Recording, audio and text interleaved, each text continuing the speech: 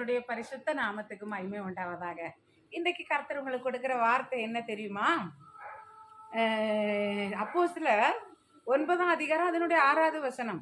அவன் நடுங்கி திகைத்து, ஆண்டவரே நான் என்ன செய்ய சித்தமா இருக்கிறீர் என்றான். யாரு? பவுல் அப்போஸ்தலனாகிய சவுல் என்ன செய்கிறார்? சபைகளில் போய் எல்லாரையும் துன்புறுத்திக்கிட்டே இருக்கிறாரு.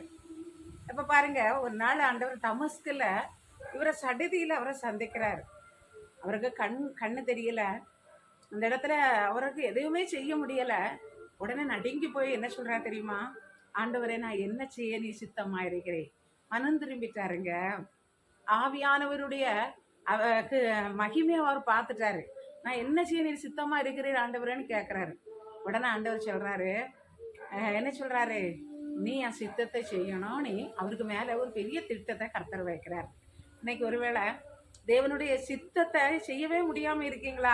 குடும்பத்துல எந்த ஒரு காரியத்திலையும் தேவ சித்தம், திருமணத்துல தேவ சித்தம் இல்லை, இன்னும் எந்த ஒரு வீடு கட்டுறதுல, ஆசீர்வாதங்கள்ல பெறுறதுல தேவ சித்தம் இல்லாம இருக்கீங்களா? இன்னைக்கு நீங்க ஆண்டவரை பார்த்து சொல்லுங்க, ஏசப்பா உங்க சித்தத்தின்படி எங்களை ஆசீர்வதிங்க, இது உமக்கு சித்தமா அப்படின்னு சொல்லி ஏசப்பா சமூகத்துல போய் காத்திருந்து கேளுங்க. அப்போ நாங்கள் இதை செய்யலாமா, இதை செய்யக்கூடாது. ஒரு தொழில் தொடங்குறதா இருந்தாலும், ஒரு வேலை காரியமா இருந்தாலும், நீங்க ஆண்டவர்கிட்ட போய் விசாரிங்க. ஆண்டவர் அவருடைய சித்தத்தை உங்களுக்கு வெளிப்படுத்துவார். அவருடைய சித்தத்தை உங்களுக்கு வெளிப்படுத்தின போது அது மகிமையா இருக்கும், மேன்மையா இருக்கும். தேவன் உங்களை ஆசீர்வதிப்பாராங்க. ஆமென்.